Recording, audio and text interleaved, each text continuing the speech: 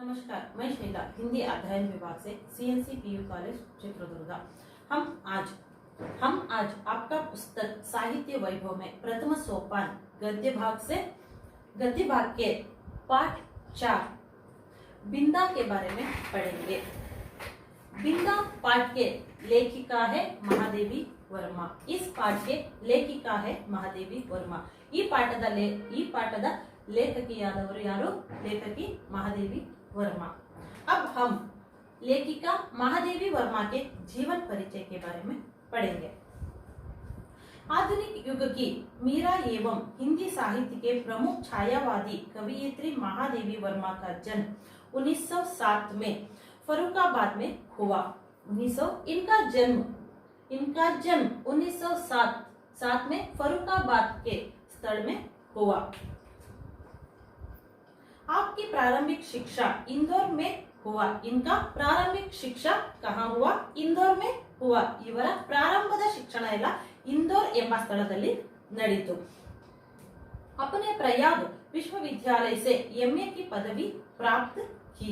ಇವರು ಪ್ರಯಾಗ್ ವಿಶ್ವವಿದ್ಯಾಲಯದಿಂದ ಎಂಎಯ ಪದವಿಯನ್ನು प्राप्त किया। आप विक्रम विश्वविद्यालय उज्जैन द्वारा मानद डॉक्टरेट की उपाधि से अलंकृत हुए। इन्होंने ಇವರಿಗೆ डॉक्टरेट ಕೂಡ ಸಿಕ್ತು। महादेवी वर्मा का व्यक्तित्व सौम्य और प्रभावशाली रहा। ಇವರ ವ್ಯಕ್ತಿತ್ವ ಏನಿತ್ತು? ತುಂಬಾ ಸೌಮ್ಯ ಸ್ವಭಾವದವರಾಗಿದ್ರು। ಇದರ ಜೊತೆಯಲ್ಲಿ ಇವರ ಸ್ವಭಾವ ಹೇಗಿತ್ತು ಅಂದ್ರೆ ಬೇರೆಯವರ ಮೇಲೆ ಪ್ರಭಾವ ಬೀರ್ತಾ ಇತ್ತು। ಅಷ್ಟು ಒಳ್ಳೆಯ ಸ್ವಭಾವ ಇವರದಾಗಿತ್ತು। आपकी गंभीर भावुकता और प्रखर बौद्धिकता को देखकर चकित रह जाना पड़ता है। आपके संस्मरण एवं रेखा चित्रों में रचनात्मक गद्य का वैभव प्रकट होता है। जो अतीत के रेखाचित्र, इन्होंने क्या रेखा चित्रों को प्रकट करते थे या प्रस्तुत करते थे? ये रेखा चित्र है अतीत के चलचित्र, स्मृति के रेखाएं, पथ की साथी, क्षणादा, मेरा परिवार, ये सब इनके रेखा चित्र है। पथ की साथी, क्षणादा तथा मेरा परिवार संग्रहित है। इनको यामा के लिए काव्य संग्रह यामा के लिए भारतीय ज्ञानपीठ पुरस्कार मिला था। प्रस्तुत रेखा चित्र बिंदा को अतीत के चलचित्र से लिया गया है। ये बिंदा बाग अतीत के रेखा चित्र का एक छोटा सा भाग है। ಇವರು ಏನು ರೇಖಾ ಚಿತ್ರಗಳನ್ನ ಬರಿತಾ ಇದ್ರು, ಅದರಲ್ಲಿ ಪ್ರಮುಖವಾದದ್ದು ಅತೀತ್ ಕೆ ಚಲಚಿತ್ರ, ಇದರ ಒಂದು ಭಾಗ ಆಗಿದೆ ಬಿಂದಾ। बिंदा लेखिका के बचपन की सहेली है। बिंदा कौन है? लेखिका कौन? महादेवी वर्मा लेखिका के सहेली है, इनके सहेली है। वह अपनी सौतेली मां द्वारा सताई गई, खिलने से पहले ही मुरझा जाने वाली असहाय निरीह बालिका महादेवी वर्मा के स्मृति पटल पर जीवित है। ये बिंदा कौन है? बिंदा ಅನ್ನುವರು ಯಾರು? ಲೇಖಕಿಯಾದ ಮಹಾದೇವಿ ವರ್ಮಾ ಅವರ ಬಾಲ್ಯದ ಗೆಳತಿ। ಈ ಚಿತ್ರಣ, ಈ ಪಾಠ ಏನಿದೆ, ಇವರ ಮನೆ ಮುಂದೆ ಇರುವಂತಹ ಬಿಂದಾ ಬಗ್ಗೆನೆ ಇವರು ಬರೆದಿದ್ದಾರೆ। ಬಿಂದಾ ವಹ ಅಪನಿ ಸೌತೇಲಿ ಮಾ ದ್ವಾರ ಸತಾಯಿ ಗಯಿ, ಅವಳು ತನ್ನ ಮಲತಾಯಿಯಿಂದ ಎಷ್ಟು ದುಃಖವನ್ನ ಅನುಭವಿಸಿದ್ದಾಳೆ ಅನ್ನೋದು ಈ ಪಾಠದಲ್ಲಿ ಪ್ರಸ್ತುತ ಪಡಿಸಿದ್ದಾರೆ। ಯಾರು? ಮಹಾದೇವಿ ವರ್ಮಾ। खिलने से ही पहले ही मुरझा जाने वाली असहाय निराही बालिका महादेवी वर्मा के स्मृति पटल पर अभी तक जीवित है। ये बिंदा कौन? महादेवी वर्मा के बचपन की सहेली। ये खिलने से पहले ही मुरझा गई थी, ಅಂದ್ರೆ ಇವಳು ಹೂವಾಗಿ ಹರಳುತ್ತಲ್ಲ, ಅದರ ಅರಳುವ ಮೊದಲೇನೆ ಇವಳು ಸತ್ತಂತೆ ಆಗಿದ್ದಳು। ಅಂದ್ರೆ ಚಿಕ್ಕ ವಯಸ್ಸಿನಲ್ಲಿ ಕಷ್ಟವನ್ನು ಅನುಭವಿಸಿ ಆ ವಯಸ್ಸಿನಲ್ಲಿ ಅವಳು ಸತ್ತು ಹೋಗ್ತಾಳೆ। बिंदा के माध्यम से मातृ प्रेम से वंचित हुआ सौतेली मां के क्रूर व्यवहार को दार्शनिक के उद्देश्य से इस रेखाचित्र के चयन किए गए हैं। ಈ ಬಿಂದಾ ಪಾಠದಲ್ಲಿ ಮಲತಾಯಿಯ ಧೋರಣೆ ಹೇಗಿರುತ್ತೆ, ಅವಳ ಕ್ರೂರ ವರ್ತನೆ ಹೇಗಿರುತ್ತೆ ಅನ್ನೋದನ್ನ ಲೇಖಕಿಯಾದ ಮಹಾದೇವಿ ವರ್ಮ ಅವರು ಈ ಪಾಠದಲ್ಲಿ ತಿಳಿಸಿದ್ದಾರೆ. सबित सी आंखों वाली उस दुर्बल छोटी और अपने आप ही समिटी सी बालिका पर दृष्टि डालकर मैंने सामने बैठे सज्जन को उनका भरा हुआ प्रवेश पत्र लौटाते हुए कहा. इन्होंने लेखकी कौन, महादेवी वर्मा के सामने सज्जन बैठे थे, उन्होंने प्रवेश पत्र को भरकर दिए थे. उसको लौटाते हुए इन्होंने क्या कहा, इस प्रवेश पत्र में आपकी पुत्री का या आपकी बच्ची का आयु के बारे में ठीक नहीं है, ठीक कर दीजिए कहकर वापस देते हैं. इसको लेखकी के सामने बैठे सज्जन को. ಇವರು ಲೇಖಕಿಯರಾದ ಲೇಖಕಿ ಮಹಾದೇವಿ ವರ್ಮಾ ಅವರ ಹತ್ತಿರ ಶಾಲೆಗೆ ಸೇರಿಸೋದಕ್ಕೋಸ್ಕರ, ಶಾಲೆಗೆ ದಾಖಲಾತಿ ಮಾಡಿಸೋದಕ್ಕೆ ಅಲ್ಲಿ ಒಬ್ರು ಸಜ್ಜನರು ಬಂದಿರ್ತಾರೆ. ಅವರು ತಮ್ಮ ಮಗಳೊಂದಿಗೆ ಬಂದಿರ್ತಾರೆ. ಆ ಮಗಳ ವಯಸ್ಸನ್ನ ಅವರು ದಾಖಲಾತಿಯ ಪತ್ರದಲ್ಲಿ ಬರೆದು ಕೊಡ್ತಾರೆ. ಅದನ್ನ ಇವಳು ಲೇಖಕಿ ಓದ್ತಾರೆ. ಈ ವಯಸ್ಸು ನೀವು ಸರಿಯಾಗಿ ಬರೆದು ಕೊಟ್ಟಿಲ್ಲ ಅಂತ ವಾಪಸ್ಸನ್ನ ಆ ಪ್ರವೇಶ ಪತ್ರವನ್ನ ಆ ಸಜ್ಜನ ವ್ಯಕ್ತಿಗೆ ವಾಪಸ್ಸು ಕೊಡುವಾಗ ಈ ಮಾತುಕತೆ ಅವರಿಬ್ಬರಲ್ಲಿ ನಡೆಯುತ್ತೆ. आपने आयु ठीक नहीं भरी है, ठीक कर दीजिए. आपने अपनी बच्ची का आयु ठीक नहीं लिखी है, इसको बराबर कर दीजिए, नहीं तो पीछे कटना ही पड़ेगी. नहीं तो आप इस समय उस आयु को नहीं ठीक कर दिए तो आगे बहुत मुश्किल हो जाएगी. ನೀವು ಆ ಹುಡುಗಿಯ ವಯಸ್ಸನ್ನು ಸರಿಯಾಗಿ ಬರೆದುಕೊಟ್ಟಿಲ್ಲ, ಆ ವಯಸ್ಸನ್ನು ಸರಿಯಾಗಿ ಮಾಡಿಕೊಟ್ರೆ ಮುಂದೆ ಯಾವ ಪ್ರಾಬ್ಲಮ್ ಬರಲ್ಲ, ಇಲ್ಲ ತೊಂದರೆ ಆಗೋದಿಲ್ಲ. नहीं, यह तो गत आषाढ़ में 14 की हो चुकी है. गत आषाढ़ में इसका आयु कितना हुआ, 14 साल हो गया. ಏನು ಹಿಂದೆ ಆಷಾಢ ಮುಗಿತೋ ಆ ಆಷಾಢಕ್ಕೆ ಇವಳ ವಯಸ್ಸು 14 ತುಂಬಿದೆ ಅಂತ ಅವರ ಹುಡುಗಿಯ ಅಪ್ಪ ಹೇಳ್ತಿದ್ದಾರೆ. ಯಾರಿಗೆ, ಲೇಖಕಿಯಾದ ಮಹಾದೇವಿ ವರ್ಮಾ ಅವರಿಗೆ. 14 की हो चुकी सुनकर मैंने कुछ विस्मृत भाव से अपनी उस भावी विद्यार्थिनी को अच्छी तरह देखा. ये बात सुनकर उनके भावी विद्यार्थी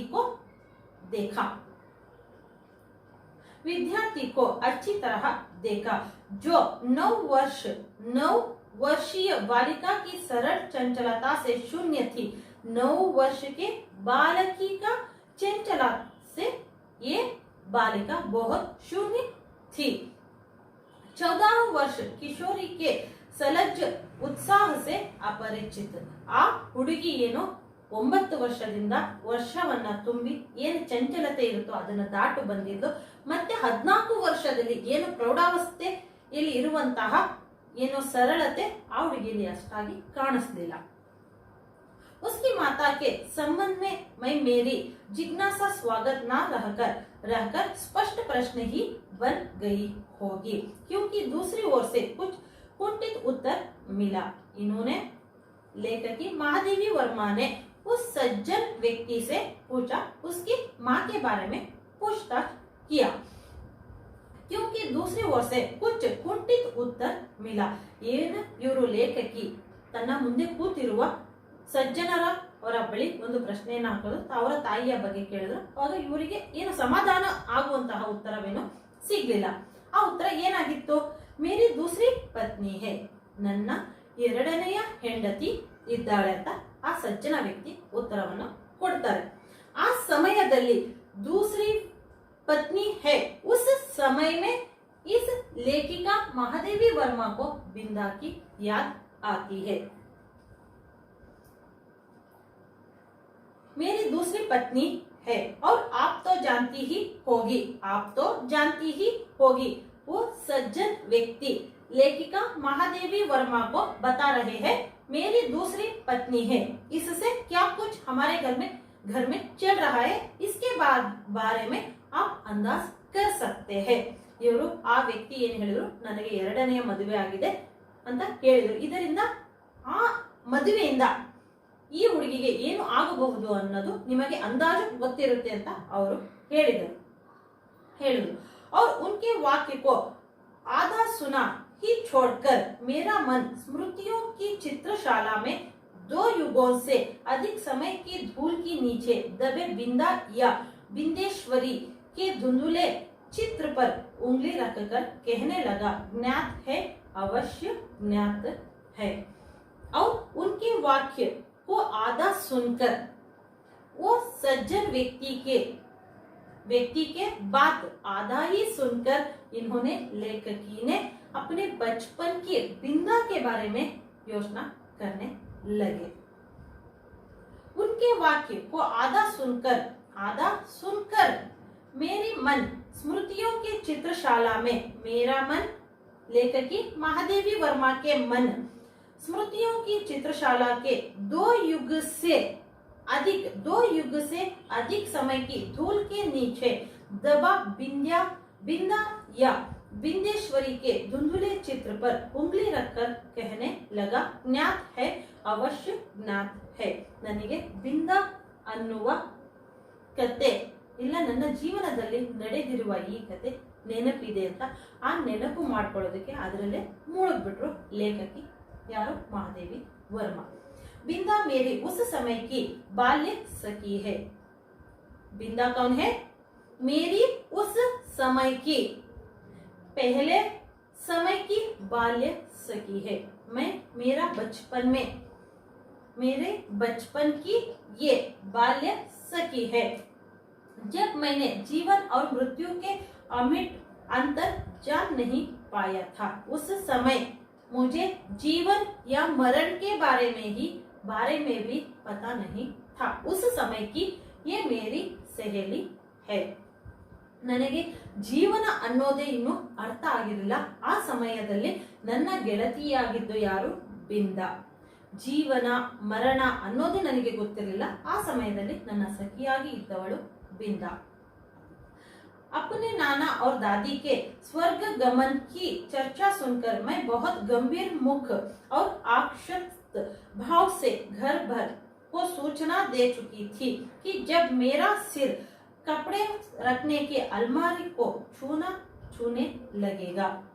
अपने नाना और दादी के स्वर्ग गमन, ಏನು ಇವರ ಅಜ್ಜ ಅಜ್ಜಿ ಮಹಾದೇವಿ ವರ್ಮಾ ಅವರ ಅಜ್ಜ ಅಜ್ಜಿ ತೀರ್ ಹೋಗಿದ್ರು, ಅವರು ಸ್ವರ್ಗಕ್ಕೆ ಹೋಗಿದ್ದಾರೆ, ನರಕಕ್ಕೆ ಹೋಗಿದ್ದಾರೆ ಅನ್ನೋದು ಮನೆಯಲ್ಲಿ ಮಾತುಕತೆ ನಡೀತಾ ಇತ್ತು.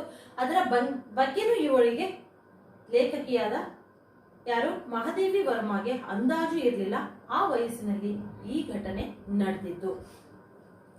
अपने नाना दादी के स्वर्ग गमन की चर्चा सुनकर मैं बहुत गंभीर मुख आश्रित भाव से घर भर को सूचना दे चुकी थी कि जब मेरा सिर कपड़े रखने की अलमारी को छूने लगेगा। मेरा सिर, इसका मतलब मैं इस कपड़े रखने की अलमारी तक पहुंचूंगी। ಏನು ನಾನು ಬಟ್ಟೆ ಇಡುವಂತಹ ಏನು ಬೀರು ಏನು ಅವರ ಮನೆಯಲ್ಲಿ ಇದೆಯೋ ಅಲ್ಲಿವರೆಗೂ ಯಾವಾಗ ಬೆಳಿತೀನಿ ಅವಾಗ ನಾನು ನನ್ನ ಅಜ್ಜ ಅಜ್ಜಿಗೆ ನೋಡೋದಕ್ಕೆ ಹೋಗ್ತೀನಿ ಅಂತ ಆ ಚಿಕ್ಕ ವಯಸ್ಸಿನಲ್ಲಿ ಅವರು ಮನೆಯಲ್ಲಿ ಮಾತಾಡ್ತಾ ಇದ್ರು। तब मैं निश्चय ही एक बार उनको देखने जाऊंगी। उस समय मैं निश्चय एक बार अपने नाना या दादी को देखकर आऊंगी, या स्वर्ग या नरक को जाकर आऊंगी। ಆ ಮಾತಿನಲ್ಲಿ ನಡೀತಾ ಇದೆ, ಅವಳು ಚಿಕ್ಕ ಹುಡುಗಿ, ಅವಳಿಗೆ ಸ್ವರ್ಗ ನರಕದ ಬಗ್ಗೆ ಏನೂ ತಿಳಿದಿಲ್ಲ. ಆ ವಯಸ್ಸಲ್ಲಿ ಹೇಳ್ತಾಳೆ, ನಾನು ನಮ್ಮ ಅಜ್ಜ ಅಜ್ಜಿ ಇಲ್ಲ ತಾತನಿಗೆ ನೋಡೋದಕ್ಕೆ ಸ್ವರ್ಗಕ್ಕೆ ಒಂದು ಸಲ ಹೋಗಿ ಬರ್ತೀನಿ ಅಂತ ಇವಳು ಹೇಳ್ತಿರ್ತಾಳೆ. ಅವಳಿಗೆ ಸ್ವರ್ಗ ನರಕದ ಬಗ್ಗೆ ಏನು ಅಂದಾಜು ಇರಲ್ಲ। ನಾ मेरे इस पुण्य संकल्प का विरोध करने की किसी को इच्छा हुई और ना मैं एक बार मरकर कभी ना लौट सकने का नियम जाना। ಅವಳಿಗೆ ನಾನು ಸತ್ತೋದ್ರೆ ಸ್ವರ್ಗಕ್ಕೆ ಹೋಗೋದು ಅನ್ನೋದು ಇವಳಿಗೆ ಏನು ನಿಯಮ ಗೊತ್ತಿರಲಿಲ್ಲ. ಹೋಗ್ಬಿಟ್ಟು ನಾನು ಒಂದು ಸಲ ನೋಡ್ಕೊಂಡು ಬರ್ತೀನಿ ಅಂತ ಮನೆಯಲ್ಲಿ ಆಡ್ತಿದ್ದಾಳೆ, ತನ್ನ ತಂದೆ ತಾಯಿ ಹತ್ರ ಇದನ್ನ ಹೇಳ್ತಿದ್ದಾಳೆ। ऐसी दिशा में छोटे छोटे असमर्थ बच्चों को छोड़कर मर जाने वाली माँ की कल्पना मेरी बुद्धि ಮೇ ಕಹಾ ಟಹರ್ತಿ, ನಾನು ಇಷ್ಟೊಂದು ಯೋಚನೆ ಮಾಡ್ತಾ ಇದ್ದೀನಿ, ಇದರಲ್ಲಿ ಚಿಕ್ಕ ಮಗುವಿಗೆ ಬಿಟ್ಟು ತಾಯಿ ಸತ್ತೋಗ್ತಾಳೆ ಅನ್ನೋ ಯೋಚನೆ ಕಲ್ಪನೆ ಕೂಡ ಇವಳ ಮನಸ್ಸಿನಲ್ಲಿ ಬಂದಿರೋದಿಲ್ಲ. मेरा ऐसी दिशा में छोटे छोटे असमर्थ बच्चों को छोड़कर मर जाने वाली माँ की कल्पना मेरी बुद्धि में कहाँ ठहरती। माँ की मरने की कल्पना भी इसकी बुद्धि में नहीं ठहरता। ಇವಳಿಗೆ ಆ ತರ ಅಂದಾಜು ಕೂಡ ಇರೋದಿಲ್ಲ, ತಾಯಿ ಸತ್ತೋಗ್ತಾರೆ ಅನ್ನೋದು ಅಂದಾಜು ಇರೋದಿಲ್ಲ. मेरा संसार का अनुभव भी बहुत संक्षिप्त सा था, ನನ್ನ ಸಂಸಾರದ ಕತೆ ತುಂಬಾ ದೊಡ್ಡದಾಗಿದೆ. ಅವ್ರ ಮನೆಯಲ್ಲಿ ಏನೇನಿದೆ ಅನ್ನೋದನ್ನ ಈ ಪಾಠದಲ್ಲಿ ಹೇಳ್ತಾ ಹೋಗ್ತಾಳೆ. अज्ञान अवस्था से मेरा साथ देने वाली सफेद कुत्ती सीढ़ियों के नीचे वाली अंधेरी कोठरी में आंखें मुड़े पड़े रहने वाले बच्चों की इतनी ಸಾರ್ಥಕ್ ಪೆಹರೆದಾರ್ ಹೋ ಉಡ್ತಿ ಹೇ. ಅವರ ಮನೆಯಲ್ಲಿ ಒಂದು ನಾಯಿ ಇರುತ್ತೆ, ಅದು ಮರಿಗಳನ್ನ ಹಾಕಿರುತ್ತೆ, ತನ್ನ ಮರಿಗಳನ್ನ ಎಷ್ಟು ಚೆನ್ನಾಗಿ ನೋಡ್ಕೊಳ್ಳುತ್ತೆ ಅನ್ನೋದನ್ನ ಇವರು ಲೇಖಕಿ ಹೇಳ್ತಿದ್ದಾರೆ ಈ ಪಾಠದಲ್ಲಿ. उड़ती थी कि उसका घुराना मेरी सारी ममता भरी मैत्री पर पानी फेर देता था.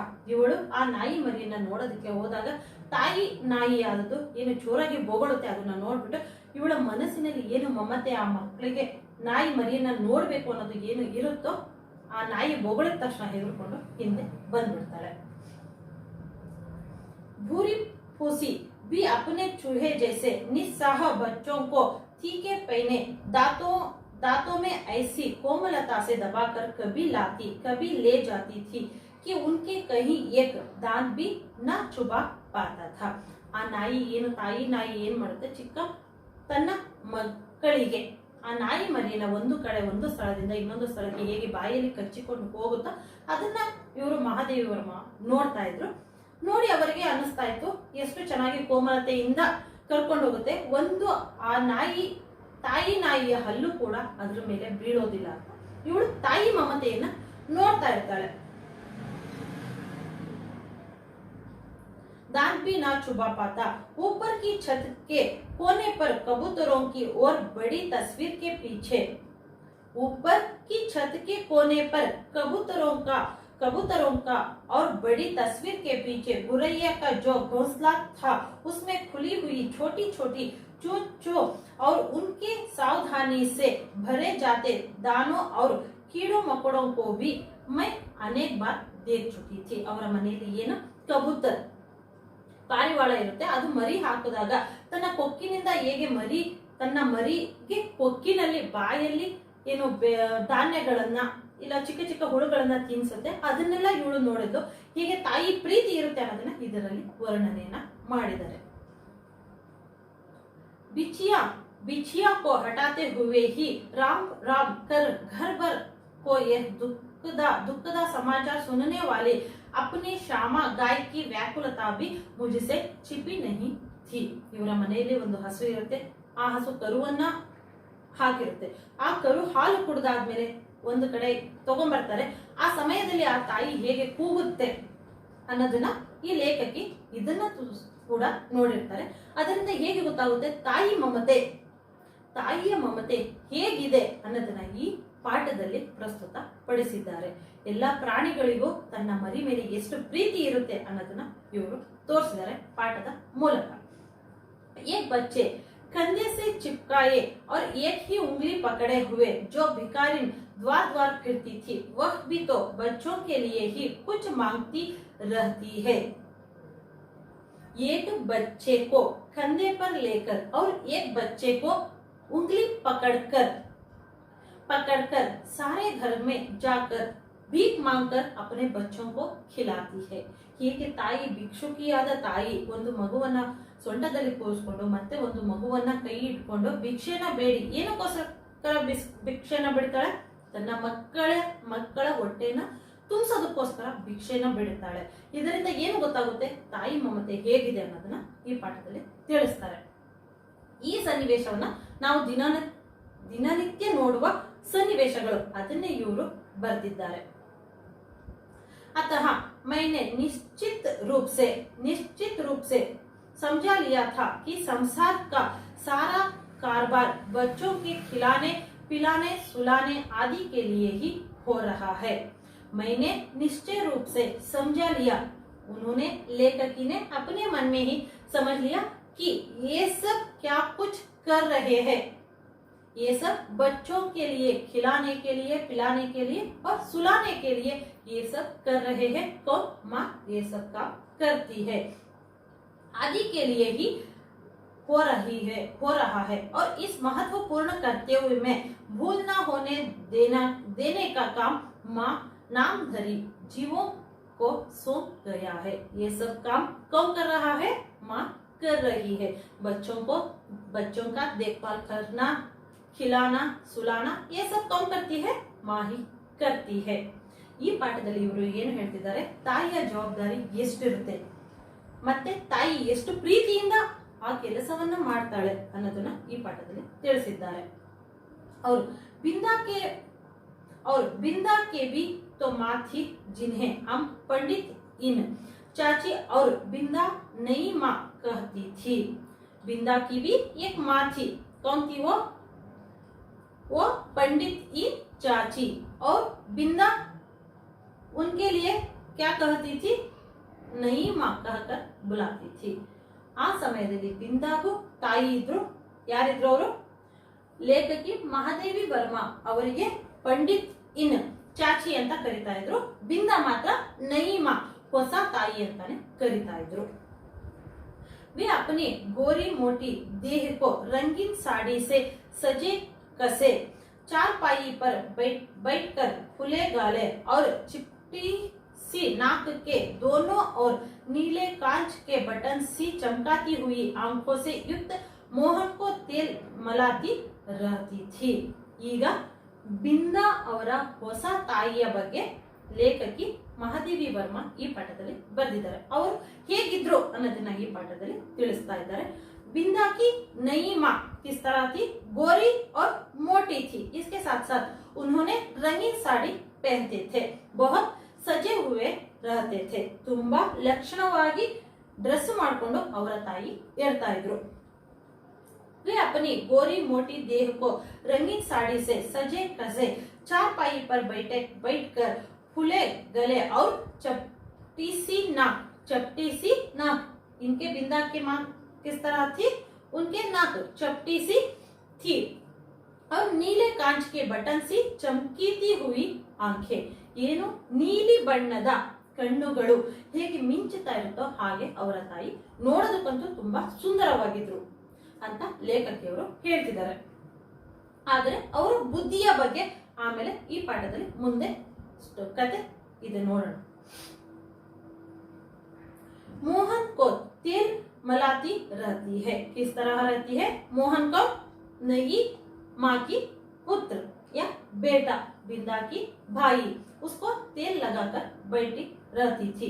उसकी विशेष कारगारी से सावरी पट्टियों के बीच में लाल शाही की मोटी लकीर सा सिंदूर, उन्नति सी आंखों में काले डोरे के समान लगाने वाले काजल। ಇವರು ತನ್ನ ಏನು ಬೈತಲೆಯನ್ನ ತೆಗೆದು ಮಧ್ಯೆ ಸಿಂಧೂರವನ್ನು ಹಚ್ಕೊಳ್ತಾ ಇದ್ರು, ಅದರ ಜೊತೆ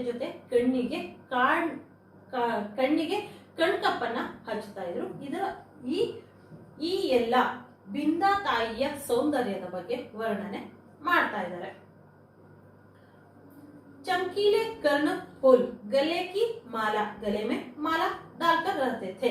नाक दरा रंग बिरंगी चूड़ियां, उनके हाथ में रंग बिरंगी चूड़ियां रहती थी। और घुंघरूदार बिछुआ मुझे बहुत भाते थे। ये सब देखकर महादेवी वर्मा, लेखकी महादेवी वर्मा को बहुत खुश होता था। देखने के लिए बिंदा की नई माँ बहुत सुंदरता से थे, क्योंकि यह सब अलंकार उन्हें गुड़िया की समान दे देते थे।